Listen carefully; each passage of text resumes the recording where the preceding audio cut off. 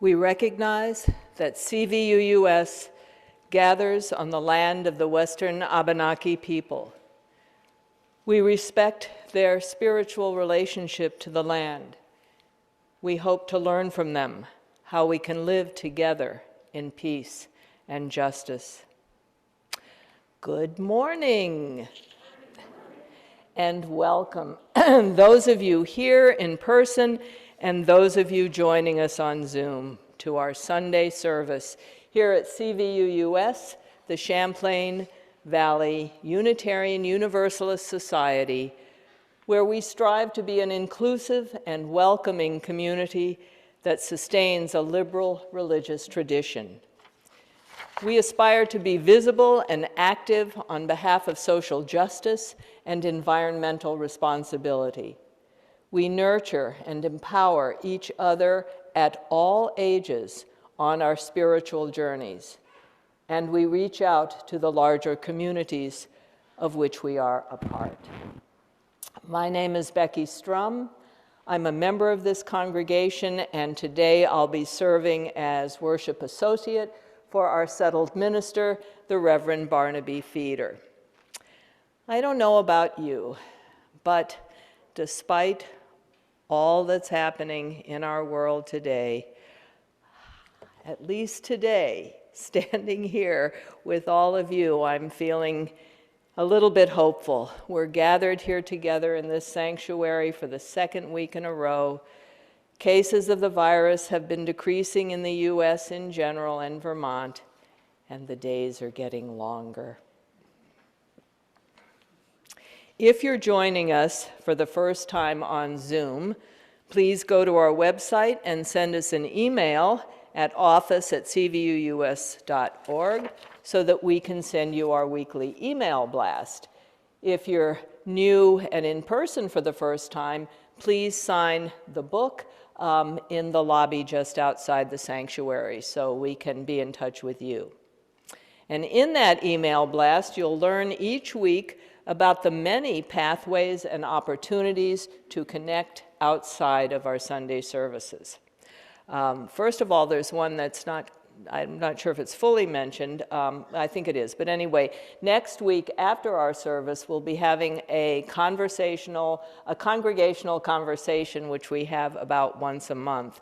And it will follow a service being led by Mike Greenwood on classism. So there's some great background material that you can take a look at on the website at cvuus.org news.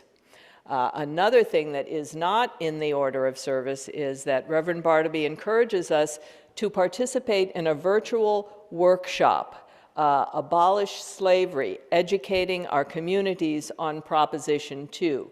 This will be held next Thursday, February 24th, from 7 to 8:30 p.m. It's led by Vermont Interfaith Action Director Debbie Ingram. And there was an email link in this weekend's greeting from Reverend Barnaby, and it will also appear, the link will also appear in next week's Wednesday blast. It sounds like a really important and interesting workshop. So many, many thanks today for all of the folks that are helping bringing this service to all of you. Thanks to Richard Hopkins, Mary Hadley, Alan Moore, and for the first time on camera, Jay Harrington, for all of the technical support that we need here. Thanks to our choir. Thanks to our flower co-op for the beautiful seasonal arrangements, and thanks to Helen Vanderberg and all who helped set up, usher, and greet. So this platform for credit is open, and we're welcoming you all to help with these services. And as I came in today, Helen mentioned that she just really had no idea all that has been going into bringing the services during this difficult time, and we can always use more help. One other note is that we're going to try a slightly new thing with yellow cards where you share your milestones and passages with us. There's a basket up here with a yellow, and that's where you could put your yellow cards, and then they'll be read by Reverend Barnaby later in the service. So Leslie Takahashi calls us to worship this morning with these words. Despite distance and fear, we are connected. Despite loneliness and changed, we are connected.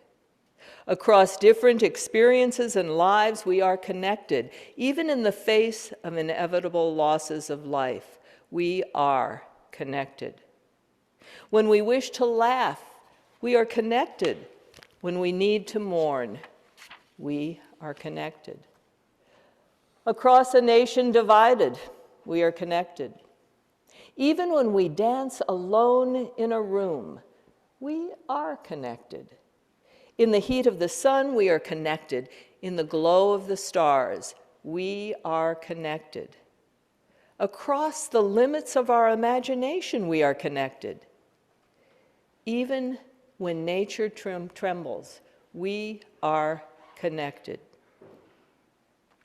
And now, as Reverend Barnaby lights our chalices for us, please join me with the words that will appear on your screen if you're at home or here, or they're also in the order of service as we light our chalice, the symbol of Unitarian Universalism.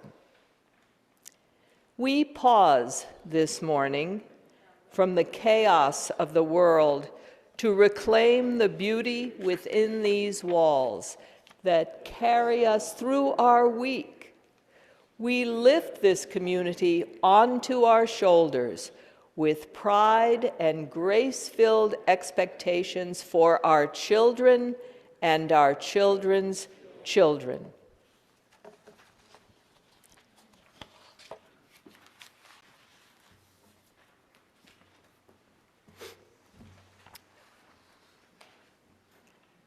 Marta Valentine, who wrote that, is a longtime director of religious exploration in the UU movement. So that's part of the references to children are very central to her ministry. And that's why we're still lighting our children's chalice, even though we don't expect to be able to start up our children's programs again until probably the first week in March. So today is the last in a series of 7 worship services dating back to the beginning of January, where I have been working on a particular couple of themes.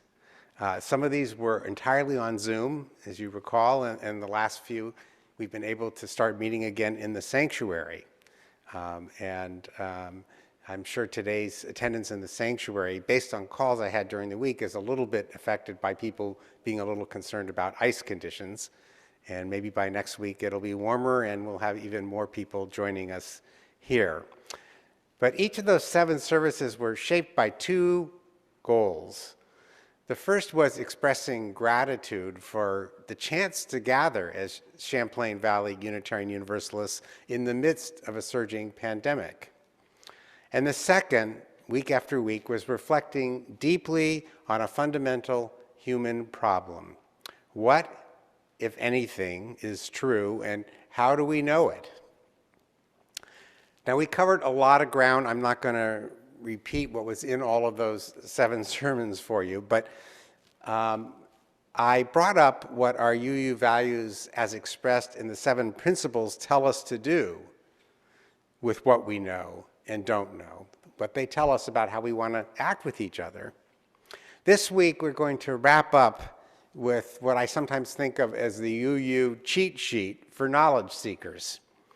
Our forebears left us with a lot of guidance about where to look for inspiration in our quest for knowledge. And the last time that they put it all down in words, they expressed it in 5 sources of inspiration that help us create a living tradition. And I'm not going to, again, go through the twists and turns that brought us to the adoption of these sources at the General Assembly in 1985, or the addition of the 6th source of inspiration in 1995. But Becky and I are going to take you on a quick tour today. And I hope that this tour will be good for experienced UUs and newcomers alike. It will remind us of what has been given to us as a way of thinking about these really, really deep problems. So the first source reads, if you were to open up your Hindle, you would see it there, and sometimes it's on our programs. Direct experience of that transcending mystery and wonder affirmed in all cultures, which moves us to a renewal of spirit and an openness to the forces which create and uphold life. So in typical UU fashion, we've called it one source, but there are so many qualifications, you could probably break it down into 7 versions of this one source.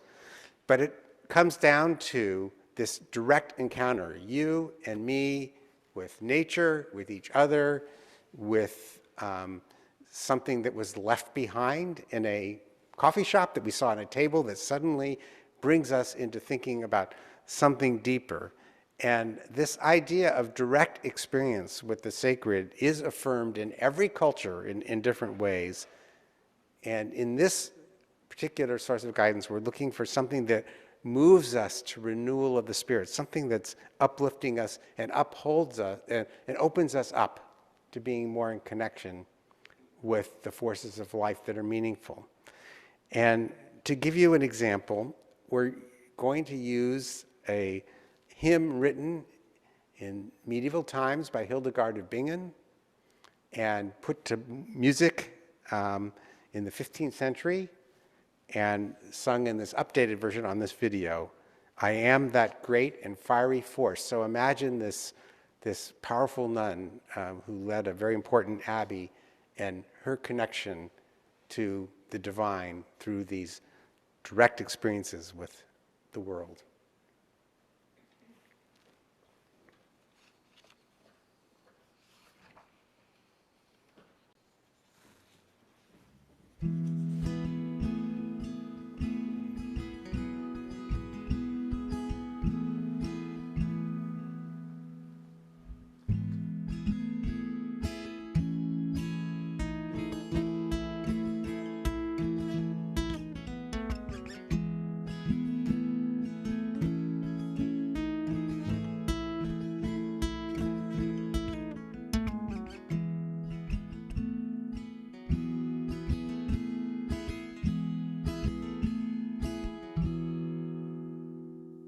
I am that great and fiery force, sparkling in everything that lives, in shining of the river's course, in greening grass that glory gives.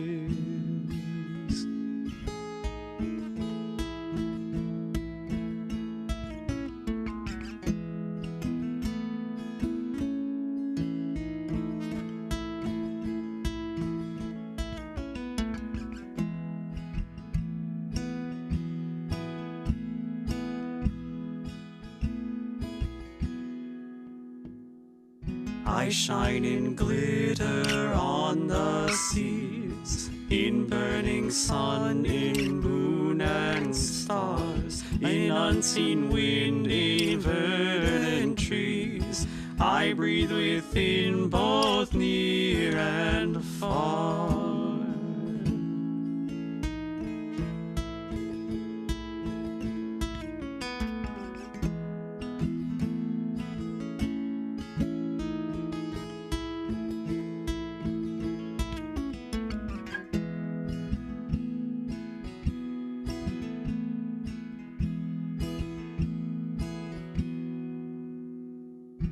And where I breathe there is no death, and meadows glow with beauty's rife. I am in all the Spirit's breath, the thundered word, for I am life.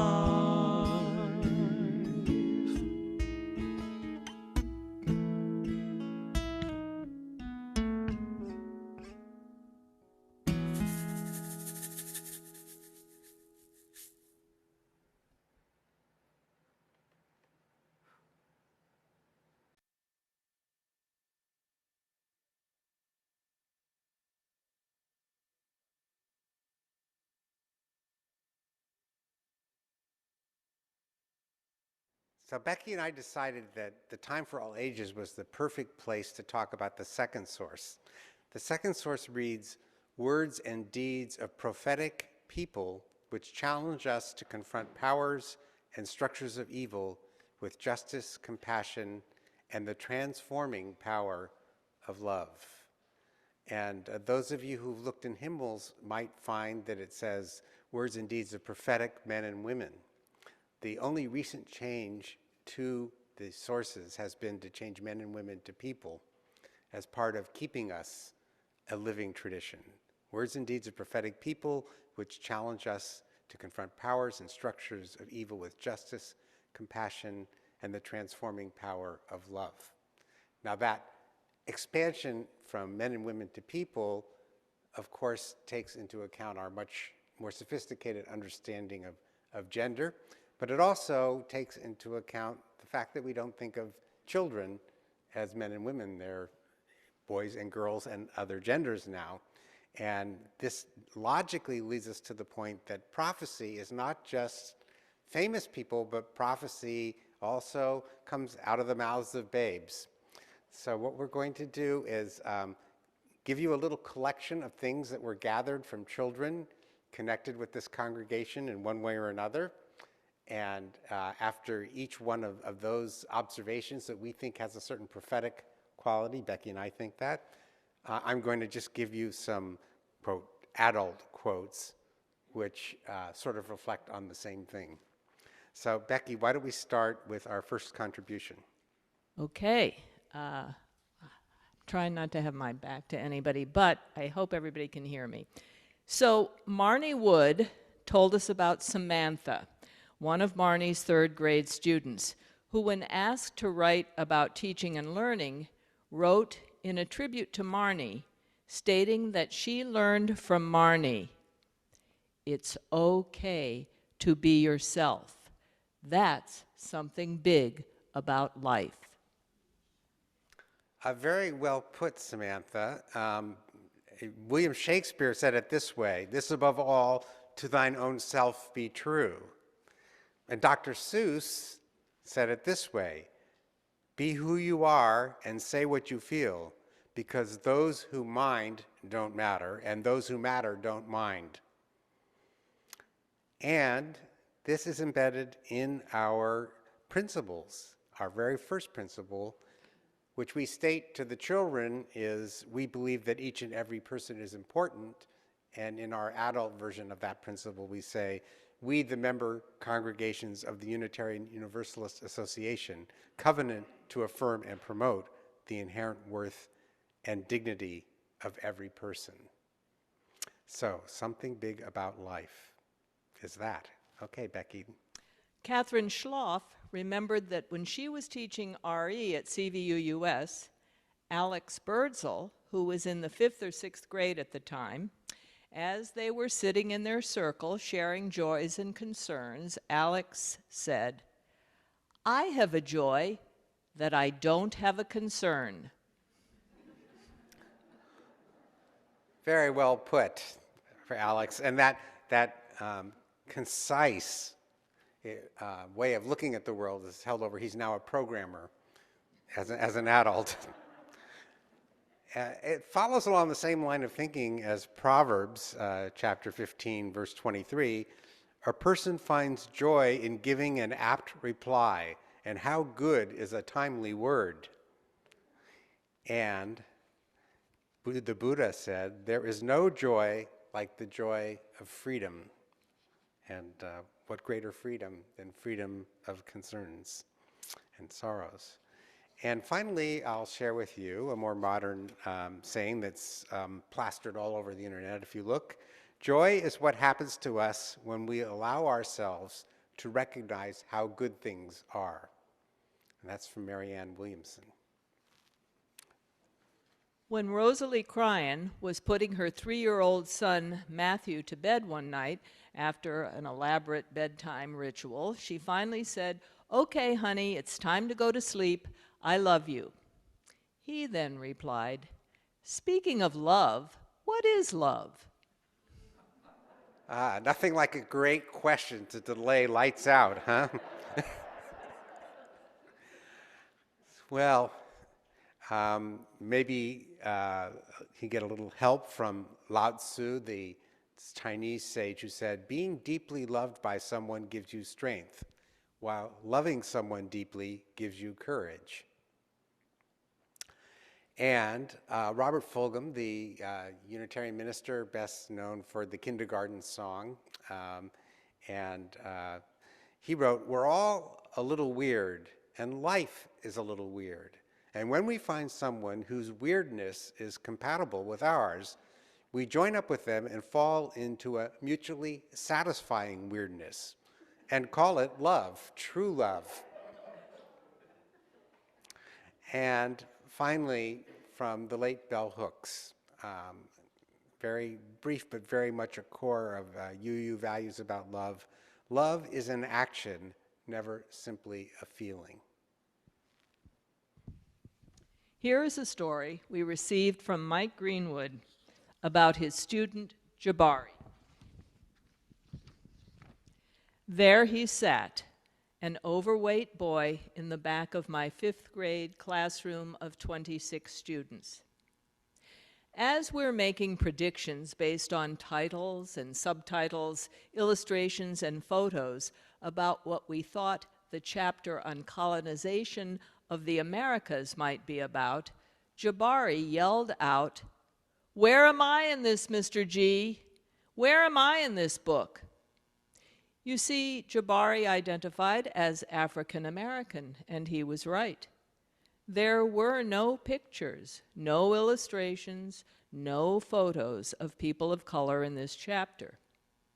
A few descriptions of first people and of course, white men, and that was about it. It took me a few minutes to regain composure, but I acknowledged his statement as fact and asked the class, who else is missing? We found people of color were rarely depicted, and women were what we decided to call sidebar people, an attempt by the publisher to be more inclusive as they added a few highlights of women in a sidebar separate from the text. I actually remember seeing those in some of my children's textbooks.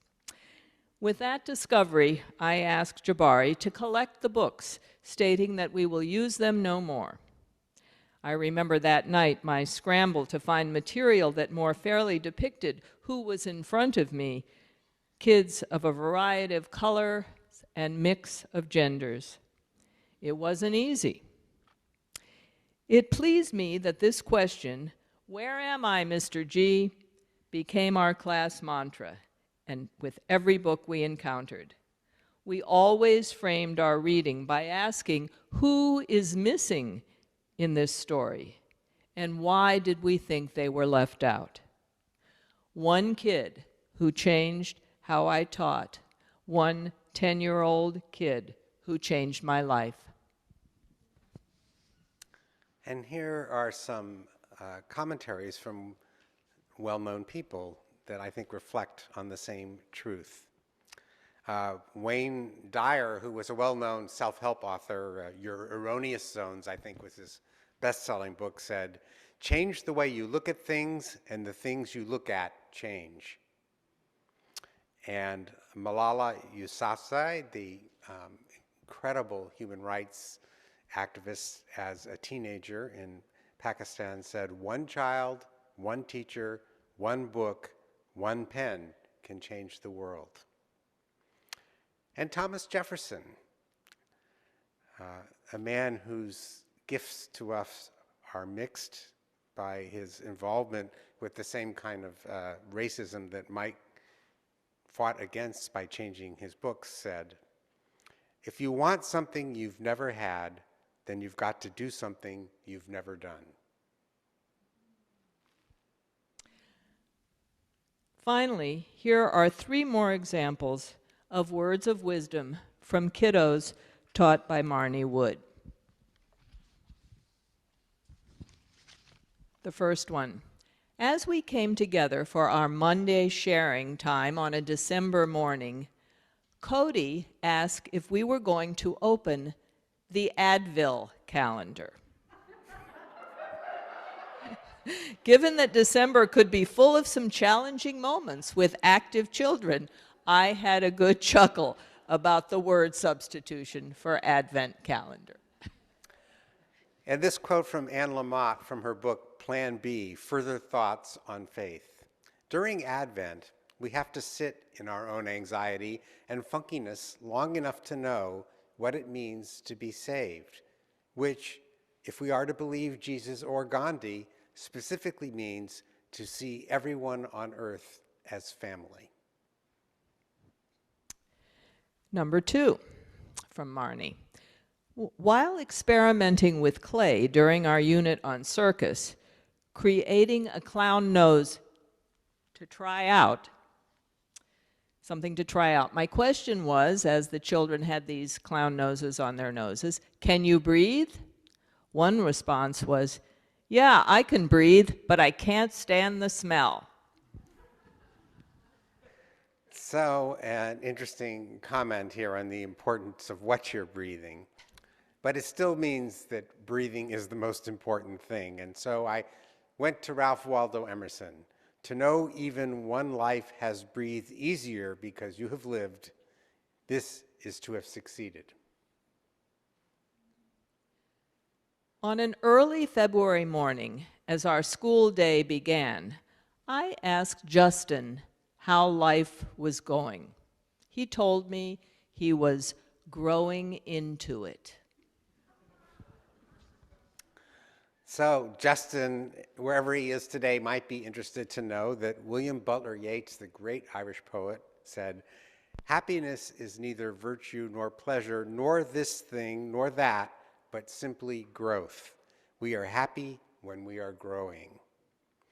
And the wonderful Unitarian minister, the Reverend Victoria Safford, said, "With our lives, we make answers all the time to this ravenous, beautiful, mutilated, gorgeous world. However prophetic our words, it is not enough simply to speak. We must grow." And now, so that we never forget that Poppy is the leader of our children's program, we're going to let Poppy sing us into our next segment with this beautiful video we have of her singing the song that we always sing, or usually sing, when our children leave the sanctuary to go off to classes.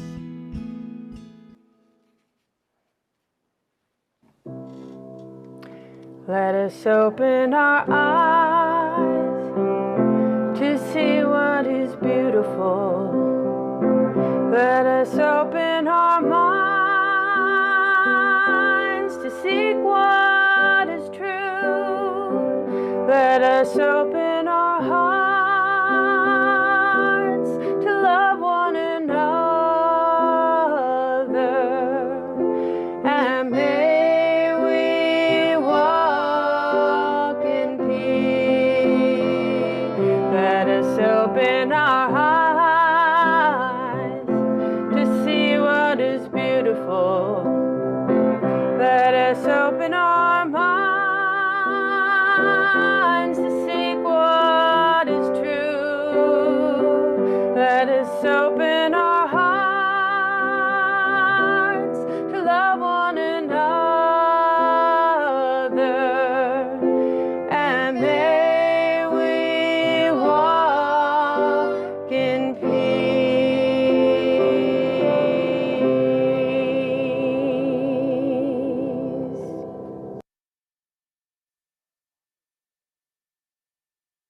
Share with a group doing work that represents the same values we have, and is typical in February, is for an affiliate of the UUA, is going to be shared with diverse revolutionary UU multicultural ministries, chosen, I think, for the easiness of its acronym, DRUM.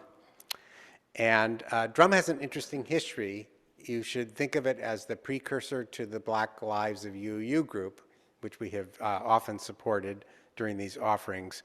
Drum was founded in 1997 by UU professionals, staff at the UUA, ministers, directors of religious exploration, and it was to allow people of color, not just African Americans, but all people of color who were active in the movement, to have a place to be together and share their concerns and work on making things better for them.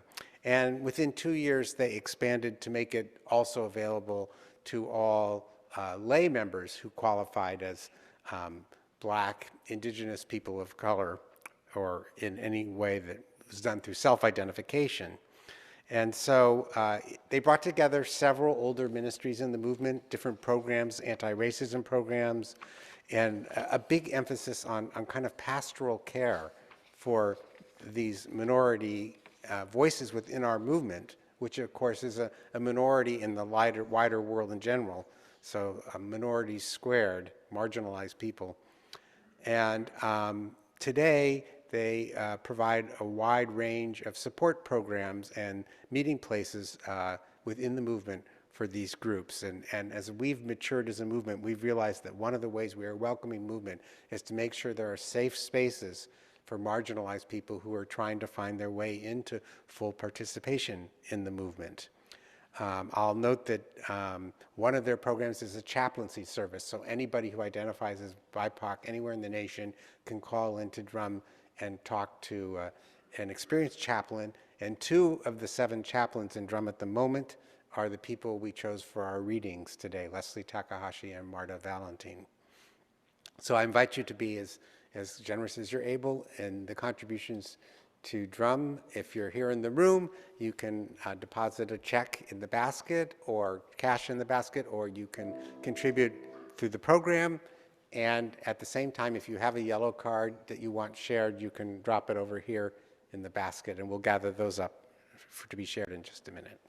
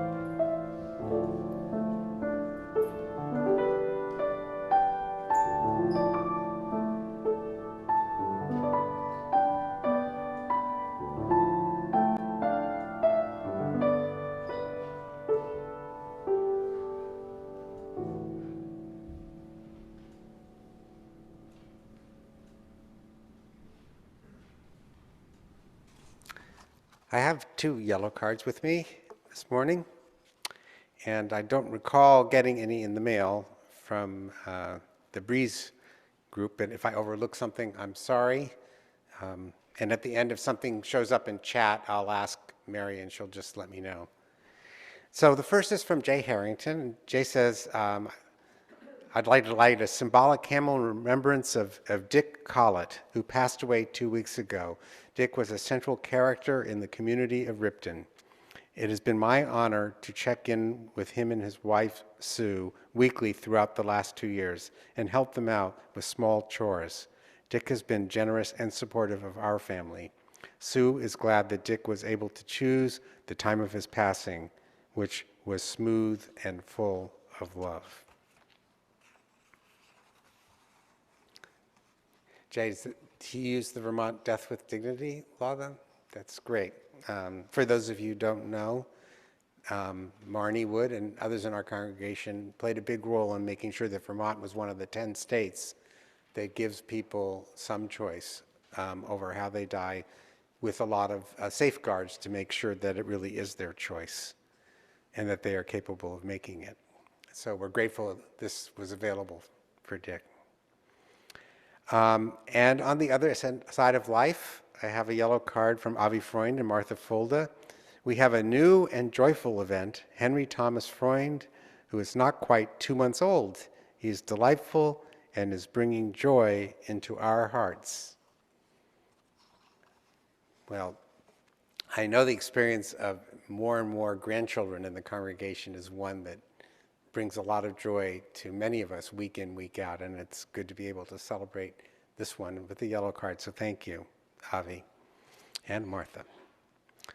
We have a time of silence for unspoken joys and concerns, and at the end of that, we'll move on to our third source.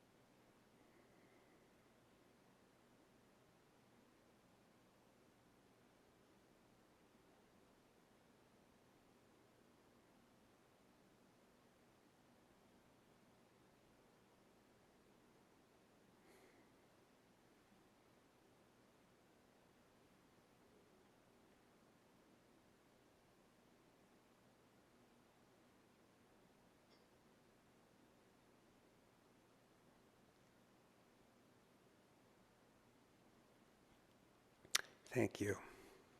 If you're like me, you always find a few things during that moment of silence when you say, boy, I could have shared that on a yellow card. That's really important to me. Well, at least I got my silence to realize that.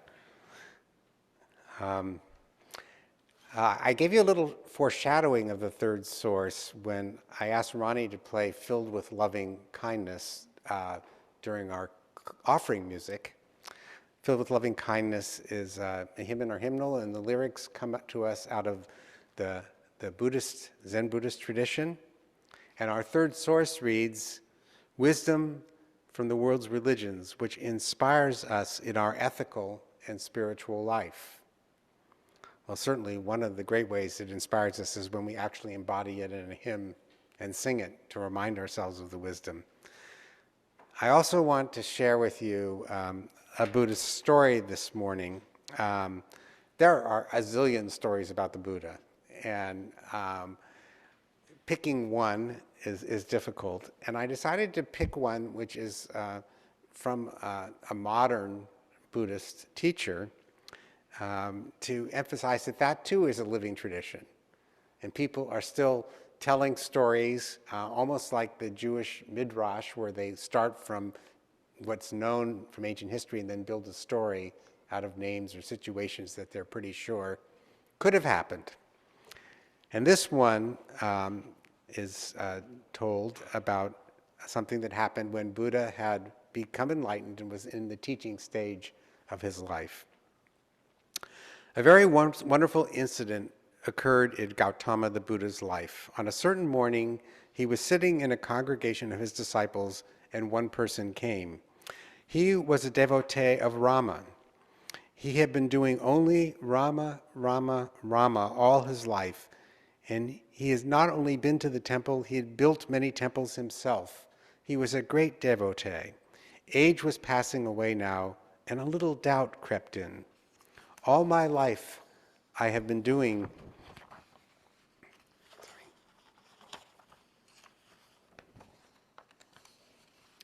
Rama, Rama, Rama. There are so many people here who do not believe in God, and they are still enjoying themselves in the world. I have missed everything just to utter the name of God. Suppose there is no God, as others are saying. I will miss my whole life. He knows that there is a God, but he had just a little doubt. Anyway, there is an enlightened being here, and he's supposed to know. He went to Gautama. Early morning, before the sun came up, he stood in the shadows and asked, "Is there God?" Gautama looked at the man and said, "No." For the first time, he said a clear no. For all the disciples there, this was a struggle within them all the time, whether there is God or no God. This is a tremendous struggle, which has been going on for thousands of years. Ever since man started existing on this planet, the struggle has been within him. The struggle is for both believers and non-believers. For the first time, Gautama said an emphatic no, and there was a big sigh of relief among his disciples. You do not have to struggle anymore. There is no God. No one is snooping on you. You can do whatever you want with your life. The joy of it.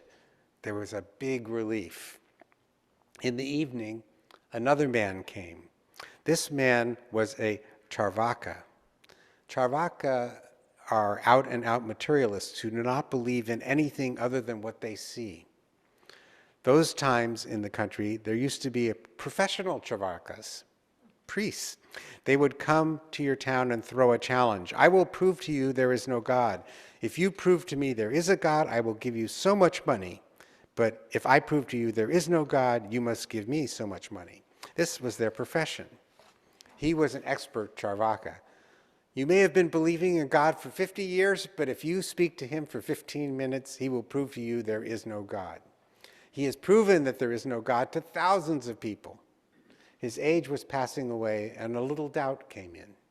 Suppose there is a God. After proving no God for so long, when I go there, will he leave me alone? Already these believers say that God is very vengeful. Will he leave me alone? A little fear came in. He knew that definitely there is no God, but just a little doubt came in. He came to Gautama in the evening after the sun had set, and standing in the shadow, he asked the same question, "Is there God?" Gautama looked at the man and said, "Yes." There was a turmoil in the disciples again. In the morning, they were very happy that there is no God, and in the evening, he says there is a God.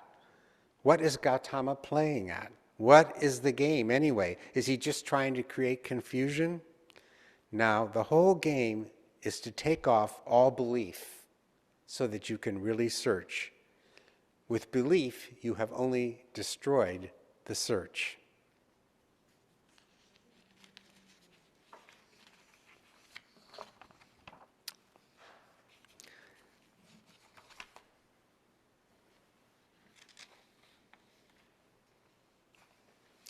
I see I got a little out of order here in the order of service.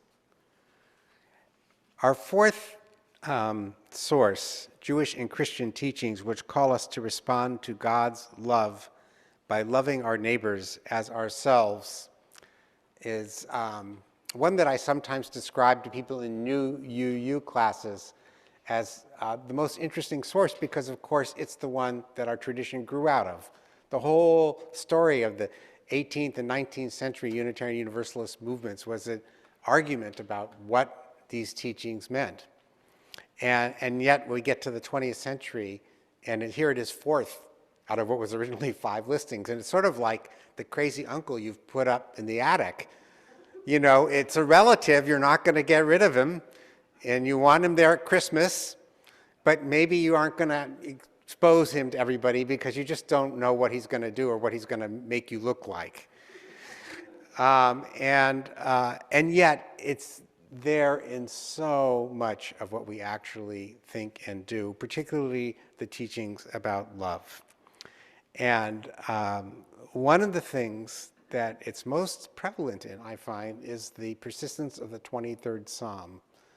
I have done memorial services for atheist UUs, and the family always wants the 23rd Psalm recited at that. Not always, but has. And it's always struck me as a something about the power of our Jewish and Christian roots. So I've asked Ronnie to sing the 23rd Psalm version that is in our teal hymnal, which has been, as part of our living tradition, using the words of Bobby McFerrin to switch the gender and make us hear it afresh.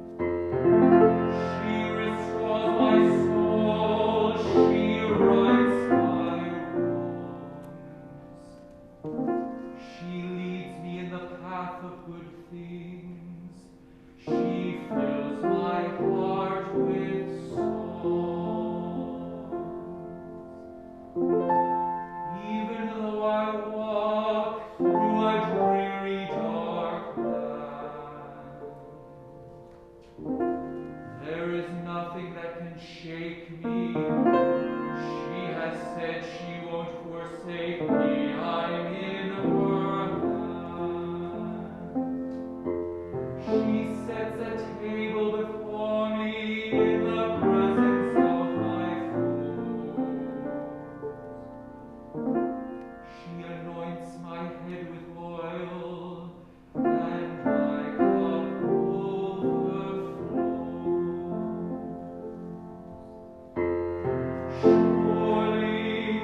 Surely goodness and kindness will follow me all of the days of my life, and I will live in her house forever, forever and ever. Glory be to our Mother and Daughter and to the Holy of Holies, as it was in the beginning, is now, and ever shall be, world without end.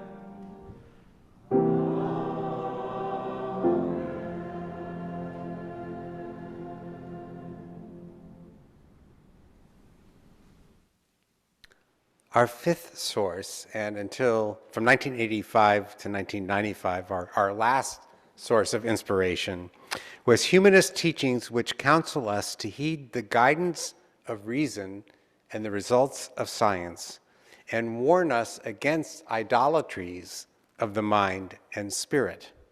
We're going to touch on these today through one poem which takes a kind of satirical, sardonic look at this trust in human nature, and then a beautiful hymn from our hymnal which takes a loftier view. And Becky is going to read the poem, and it will be followed by the hymn.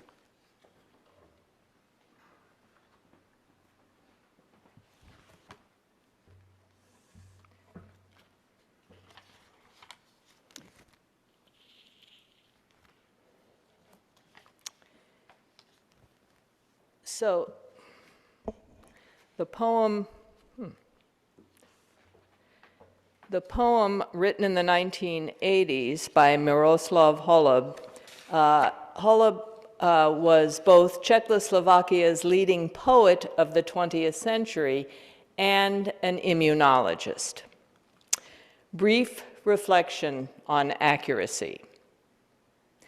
Fish always accurately know where to move and when. And likewise, birds have an accurate built-in time sense and orientation. Humanity, however, lacking such instincts, resorts to scientific research. Its nature is illustrated by the following occurrence. A certain soldier had to fire a cannon at 6 o'clock sharp every evening. Being a soldier, he did so. When his accuracy was investigated, he explained, "I go by the absolutely accurate chronometer in the window of the clockmaker down in the city. Every day at 17:45, I set my watch by it and climb the hill where my cannon stands ready. At 17:59 precisely, I step up to the cannon, and at 18 hours sharp, I fire."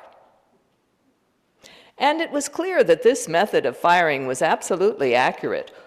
All that was left was to check that chronometer. So the clockmaker down in the city was questioned about his instrument's accuracy. "Oh," said the clockmaker, "this is one of the most accurate instruments ever. Just imagine, for many years now, a cannon has been fired at 6 o'clock sharp. And every day I look at this chronometer, it always shows exactly 6. Chronometers tick and cannon boom."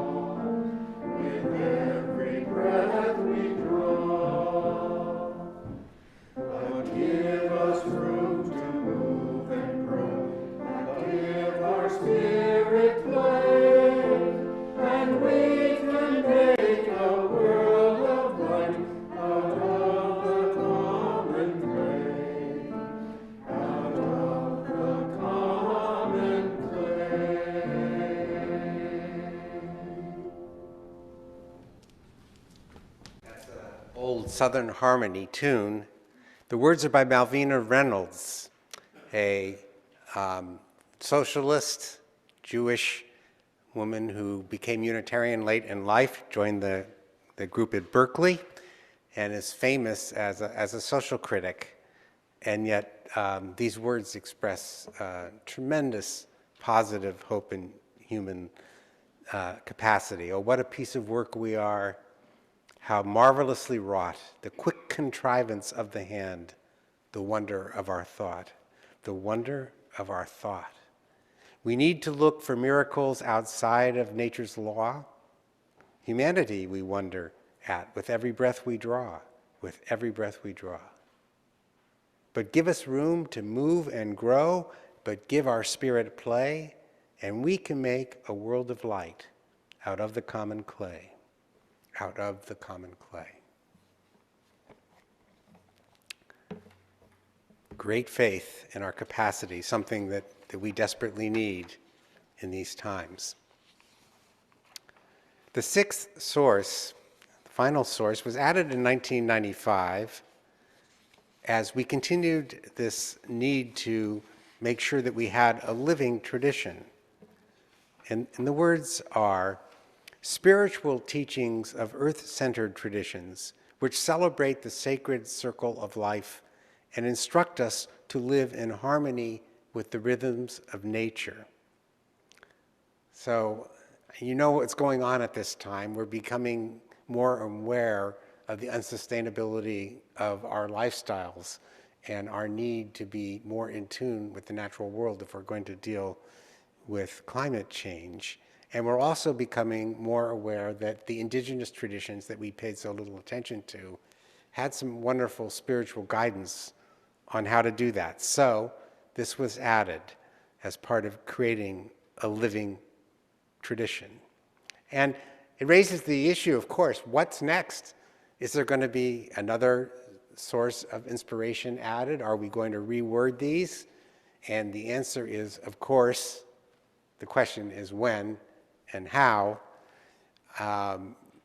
When you read up how these things happen, it's a process that very few of us might want to really be deeply involved in, because CVUUS will go on and on and on in searching for the perfect words for something for which there may not be perfect words. But it is an incredibly important kind of endeavor.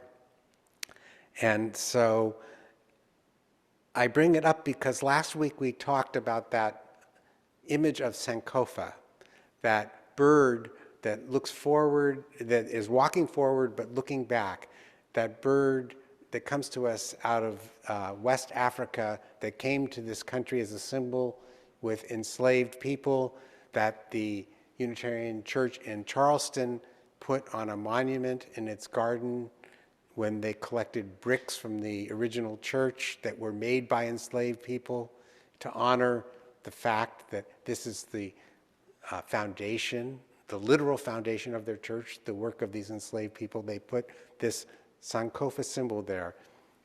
The bird moving forward but looking back, sometimes picking up a seed that's on its back. And I think that that is the nature of these 6 forms of spiritual guidance. They are all drawn out of traditions. They are all looking back so that we can move forward. Each one of them is only there because it's seen as an important basis for our moving forward. It's not there just to be happy about where we came from. It's there to help us move forward. So you can view the 6 sources of inspiration as another form of Sankofa, which is why we have the symbol again on the front of the order of service this week, pulling us back to last week. And that seed that the bird is carrying is kind of special to me. Those of you who were here at my installation almost 10 years ago may remember that it was built around a quote from Henry David Thoreau, who said that he did not believe a plant would grow where there have been no seeds planted.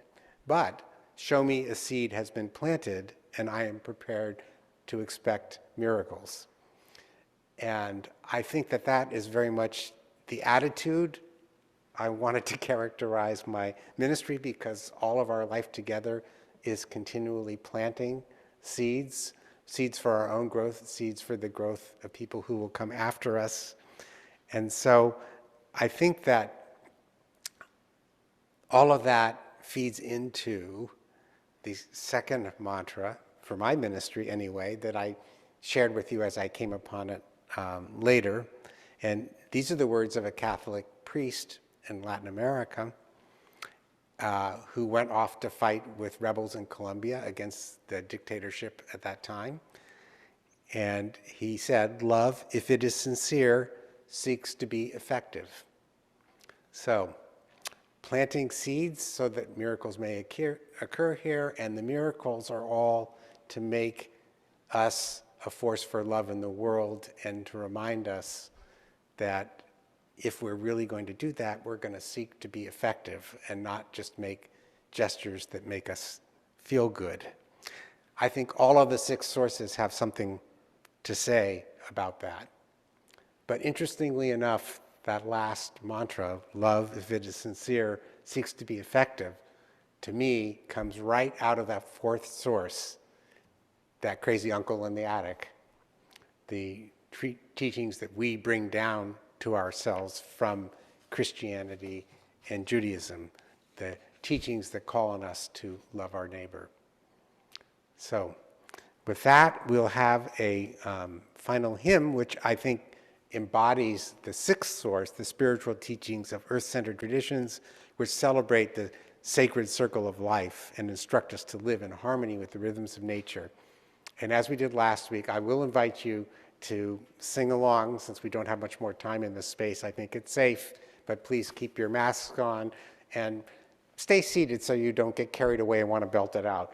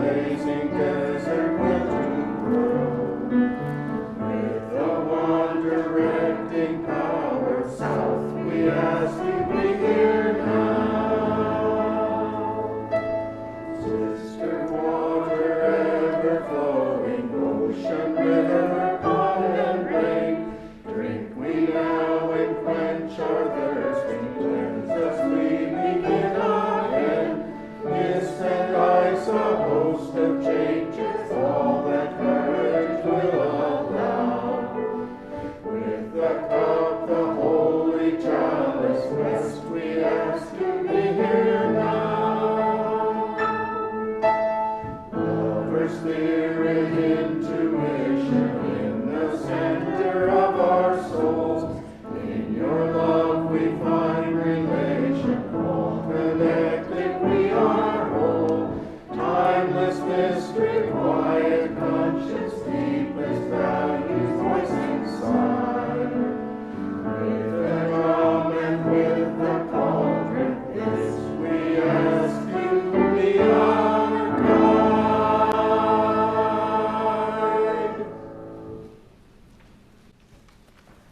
So as you go forth this week, I hope the one message that you're taking with you is, boy, we have a lot of good guidance on what we have to do. And what we have to do is important. So it's great that we have that good guidance. And it's great that we have each other to share it. Blessed be. Amen.